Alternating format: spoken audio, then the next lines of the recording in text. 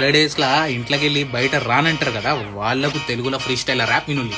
Holidays వచ్చినాయి ట్రిప్కి పోదాం, ఊటీ కాదు బాలి పోదాం. హాలిడేస్ లా నువ్వు బయట రానంటాను, నీ ఇంట్లోనే మూసుకొని పంట అంటాను. హాలిడేస్ లా నువ్వు బయటికి రాబ్బే, ఫస్ట్ నీ ఇంట్లోకి వెళ్ళి నువ్వు బయటికి రాబ్బే. ట్రిప్కి పోదామంటే భయపడతాను, చిన్న పోరం లేక భయపడతాను. ఏంద్రా గట్లా భయపడతాను, చిన్న పోరం లెక్క. ఈ ఏజ్ లోనే మెమొరీస్ చేసుకోవాలి, హాలిడేస్ లా ట్రిప్ కి పోయి ఎంజాయ్ చేయాలి.